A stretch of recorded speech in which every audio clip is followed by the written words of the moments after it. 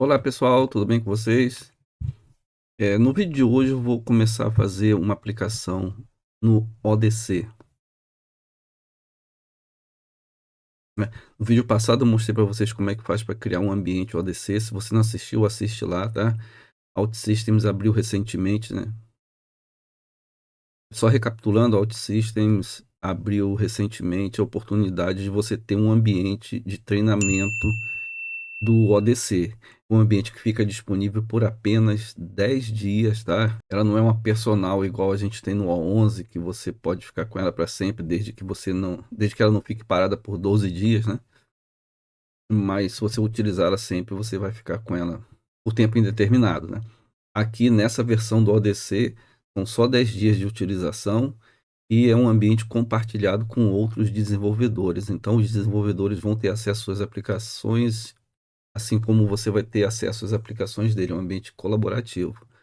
Então, eu criei esse ambiente ontem, já tem um vídeo aí no canal, e agora a gente vai criar uma aplicaçãozinha aqui, só para gente ir eu mostrando para vocês algumas coisas que mudaram no ODC. Então tem aqui o ODC Studio, tá? A organização, né? Lá no vídeo eu falo isso aqui também, né? Essa organização é a que eu tenho para esse ambiente aqui. Quando vocês criarem, não é garantido que vai ser a mesma, que pode ser que já seja uma outra organização, ele vai te passar essa informação. Do ODC me joga para o browser para eu me logar pelo browser, depois eu volto para o estúdio. Essa já é uma diferença, né? Lá no O11 a gente tem o Service Studio, e a gente já se loga por aqui, né? No ODC você entra no ODC Studio, ele te joga pro site. Você se loga lá, depois ele fala para você voltar aqui para o ADC, né, essa já é uma diferença. Tá, como eu falei para vocês, né, o ambiente é compartilhado, essas aplicações aqui eu não criei nenhuma delas, aliás, eu criei umazinha de teste aqui que eu enfim, vamos lá para criar a nossa primeira aplicação. Então, qual é o primeiro ponto que eu vou mostrar para vocês aqui? Vamos aqui no na versão 11. Aquele projeto que a gente trabalhou no curso básico que eu dei, né, que eu criei esse projeto chamado Work Order. Então eu criei um projeto único com 5 módulos, né. Um módulo onde tenha, um módulo de end user, né, onde estão todas as interfaces com o usuário, um módulo core para o cliente, que é onde eu fiz o cadastro de cliente, depois eu fiz um outro módulo para o cadastro de equipamento, um terceiro módulo para a criação e manutenção das ordens de serviço, e um módulo onde eu concentrei todas as roles. É uma maneira que eu gostava de trabalhar, né. Cada módulo pode ter suas roles próprias, mas eu preferia criar uma role num módulo único e eu acho mais fácil de gerenciar dessa forma, né. Mas também não era obrigatório trabalhar assim. Essa é uma forma que eu gostava de trabalhar. Pois bem, e esse módulo work order aqui, ele consumia de todos os outros, né. Pois bem, essa é a grande mudança que teve do ODC do O11 para o ODC para o desenvolvedor, né. A OutSystems acabou com esse conceito de módulo, então não tem mais módulos, né. E essa é o grande desafio, né, como é que eu vou trabalhar isso aqui, né. Vou criar uma aplicação monolítica? Eu acho que não vale a pena, né, você criar uma aplicação só com tudo isso aqui dentro dela, né. Então a gente vai criar aplicações e botar essas aplicações para se comunicar, né. Então eu vou criar uma aplicação para cliente, uma para equipamento, uma para ordem de serviço. Cada uma vai ter suas roles próprias, né, e a gente vai gerenciar essas roles dentro lá do ODC Portal, beleza? Então assim que a gente vai trabalhar. Eu não vou reproduzir esse conceito desse projeto todinho aqui, eu vou fazer só as duas aplicações aqui, cliente e equipamento, para a gente começar a entender um pouco mais disso aí. Então vamos criar a nossa primeira aplicação, né, como a gente já viu antes, create app, continue, a gente vai trabalhar um web app. E eu vou começar aqui, eu vou botar minhas iniciais aqui, clientes. Então vamos buscar uma imagem para ele aqui. Eu vou usar as mesmas que eu usei no outro projeto. Então, clientes, não está muito bonito não, mas tá pro gasto. Create app. Esse processo está se mostrando mais lento um pouco que o O11 da criação do projeto, né? Mas como a gente vai fazer isso uma vez só, não faz muita diferença, né? Aqui já uma diferençazinha para vocês, né? Nas abas aqui na direita, né? A gente tem data da direita para a esquerda, né? Data, Logic, Interface e Events. No O11 aqui tinha Process, mas basicamente é a mesma coisa, tá? Ele só mudou o nome da aba ali. Então vamos aqui construir nossa entidade, o processo é idêntico, tá? Não muda isso aqui. Cliente, atributos, nome, CPF, CPF 14 é obrigatório. O nome também, nome 50 tá bom, é obrigatório. O CPF aqui. Telefone. Telefone eu botei como obrigatório na outra, mas telefone não. E-mail é obrigatório. E-mail, tá, ele já botou do tipo e-mail aqui, mesma coisa que o outro, não mudou. CEP, é nada disso, eu botei obrigatório, tô deixando o tamanho default. CEP eu posso mudar, opa, esqueci de escrever CEP aqui. CEP é o nome do campo, isso, 9. Depois vou botar aqui rua, estado, 2. Beleza. Vamos dar uma olhada aqui no Indexes and More, que ele tem aqui. Aqui tá igual, cliente, clientes. Vamos criar um índice aqui para CPF. CPF é único, não pode ter mais de um aqui. CPF. Vamos criar outro índice aqui para e-mail. Ele é único também. Beleza. Está pronto. E vamos dar aqui um publish. Nosso primeiro publish aqui. Então a gente já está com a entidade cliente pronta. O primeiro publish normalmente é mais demorado também, né? E a gente vai criar nossa tela do modo automático, né? Eu vou pegar cliente, vou arrastar aqui e ele vai criar para mim as duas entidades, as duas telas, né? Cliente e cliente detail. Vamos ver aqui o que ele fez. A interface é igual também, não mudou nada em relação ao anterior, né? Aqui, ó, main flow, cliente, cliente detail. Cliente detail também tá uma coisa do outro. Botão save, ele já, como está tudo dentro da mesma aplicação, né? Ele criou já para gente esse método criou uma pastinha aqui, né? Client create or update. Já criou o método para gente aqui e já trouxe no salvar.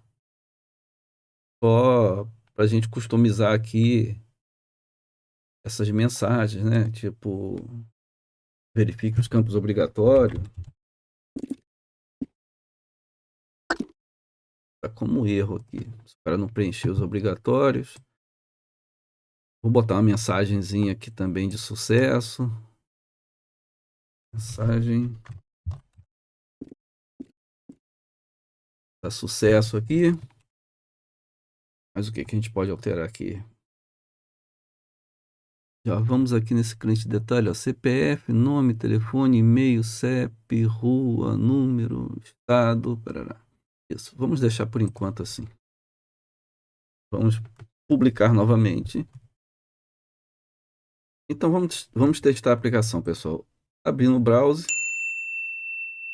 E vamos fazer um login aqui, né? Vou utilizar esse mesmo usuário aqui que eu criei a nossa área de treinamento, né?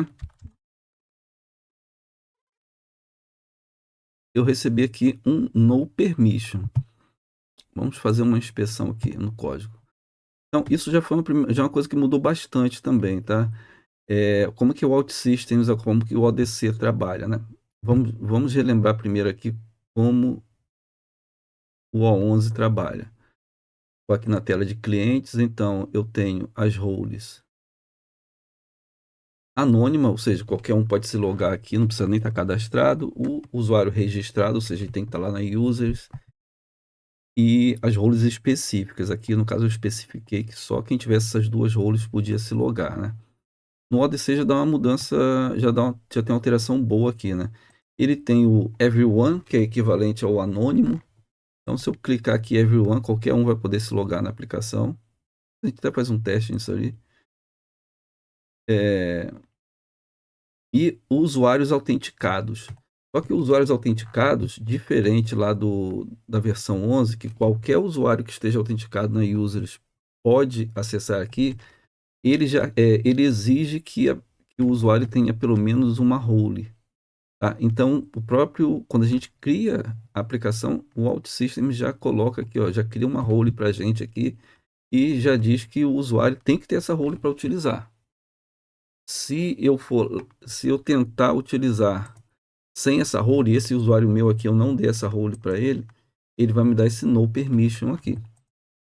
Então, vamos dar uma olhada lá no portal. A gente vai ter que gerenciar isso no portal. E isso também alterou bastante, né? Perdi até um tempinho para entender isso aqui. Então, no portal do ODC, né? E esse portal também vai mudar de acordo com a sua área, né? Com a sua organização. Então, aqui no portal, essa já é a primeira mudança, né? A gente já não tem mais aquela user separada lá onde a gente cadastrava os usuários e atribuía roles e grupos, e grupos, né? Tá tudo aqui, né? Várias ferramentas do OutSystems, eles foram sendo integradas aqui. Então, aqui eu tenho essa Manage Users, tá? Ou seja, e olha que interessante, eu criei o espaço usando esse usuário meu aqui, que a gente chama de Giovanni Carvalho, né, do Gmail. E ele não aparece aqui na lista para mim, ó, tá vendo? Esse usuário nem está aqui. Eu tenho que convidar esse usuário para fazer parte da users. Tá? Tem aqui uma parte de invite users aqui. Eu tenho que convidar esse usuário já dizendo para qual aplicação ele vai pertencer. Ele vai receber um convite. Então aqui, ó, eu vou colocar um usuário e onde, tá vendo? Várias aplicações que tem aqui das outras pessoas que utilizaram, né? E já desenvolveram alguma coisa aqui. E eu vou ter que procurar a minha aqui, uma a uma, então eu digito aqui.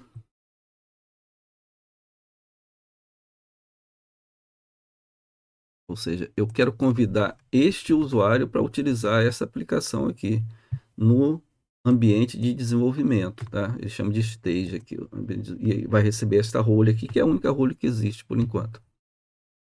E eu vou enviar o convite para ele. Ele diz que enviou um convite. Eu já tinha feito isso aqui antes, tá, pessoal? Para testar, porque como eu falei, eu fiquei com um pouco de dúvida nisso aqui. E assim, esse convite de fato não chegou no meu e-mail. Talvez por ser um ambiente de testes aqui, e esse usuário aqui já ser o usuário dono do meu ambiente, né? Então esse e-mail não chegou aqui, não chegou nem na caixa de spam. Chegou na caixa de... Não, também não chegou na caixa de spam. Mas enfim, eu tive que convidá-lo. Aqui em View Details vai mostrar para mim outra coisa interessante. Ó, este usuário meu aqui, com esse e-mail aqui, Giovanni J. Carvalho, ele tem um acesso na organização, ou seja, é meu acesso como desenvolvedor, ou seja, eu tenho aqui ó, um acesso no escopo do Developer Training, tá? E eu tenho também o acesso de End User, tá? Ou seja, eu tenho a role nesse aqui, então ele separa as duas coisas. Lá no O11 também existe isso, só que ele fica meio mascarado, né. A gente não tem essa visão aqui, não é claro, né. A gente acha que o usuário que a gente criou a personal é o mesmo usuário que a gente está utilizando para testar as aplicações, mas não é, são usuários diferentes. Um é um usuário de TI, outro é usuário de o end user mesmo, né. O que está lá no users é o end user. Aqui ele deu uma separada aqui, né. Nem todo usuário que tiver aqui vai ser um usuário da organização, né. Na prática não, né. Mas vamos lá testar a aplicação agora, né. Com acesso já. Vou colocar a senha aqui.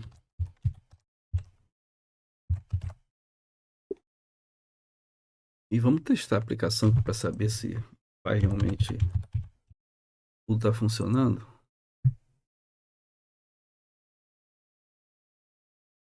O resto aqui não é obrigatório, mas vamos colocar aqui um CEP qualquer. Save. Cliente cadastrado com sucesso. Se eu quiser alterar alguma coisa, beleza, está funcional a nossa aplicação aqui, né. Beleza, vamos voltar aqui para ver outra coisa. Essa tabela aqui, eu não coloquei ela como pública, eu posso colocar ela como pública, tá? Para poder ser consumida em outra aplicação, por outra aplicação, né? Eu posso colocar ela como pública, a descriçãozinha aqui seria boa, né?